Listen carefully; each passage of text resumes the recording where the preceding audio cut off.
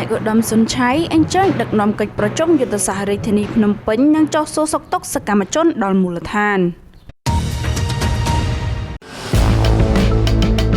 ក្នុងស្មារតីពង្រឹងរចនាសម្ព័ន្ធនិងសាមគ្គីភាពក្នុងគ្រួសារប្រជាធិបតេយ្យឯកឧត្តមសុនឆៃអនុប្រធានគណៈបកឆន្ទៈខ្មែរបានបន្តសកម្មភាពដឹកនាំយ៉ាងសកម្មក្នុងរាជធានីភ្នំពេញទាំងការងារយុទ្ធសាស្ត្របកនិងការងារមនុស្សធម៌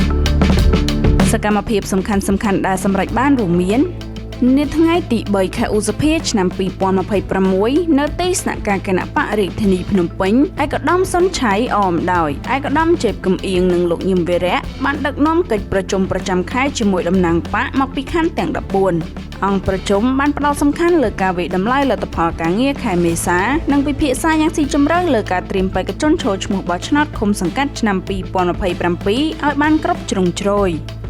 នាថ្ងៃទី4ខែឧសភាឆ្នាំ2026ឯកឧត្តមសុនឆៃអមដោយថ្នាក់ដឹកនាំនិងសមាជិកសមាជិកានៅរាជធានីបានចុះសួរសុខទុក្ខសកម្មជនគណៈបកម្នាក់ក្នុងសង្កាត់ទន្លេបាសាក់ដែលកំពុងមានជំងឺប្រចាំកាយ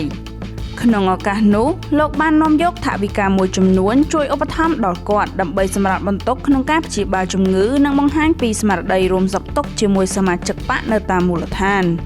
សកម្មភាពទាំងនេះបានឆ្លុះបញ្ចាំងយ៉ាងច្បាស់ពីការបដិញ្ញាចិត្តដ៏មោះមុតរបស់ថ្នាក់ដឹកនាំក្នុងការកសាងគ្រឹះនយោបាយឲ្យកាន់តែរឹងមាំនិងការយកចិត្តទុកដាក់ខ្ពស់ចំពោះសុខទុក្ខរបស់សកម្មជនដែលជាកម្លាំងចលករដ៏សំខាន់នៅតាមមូលដ្ឋាន។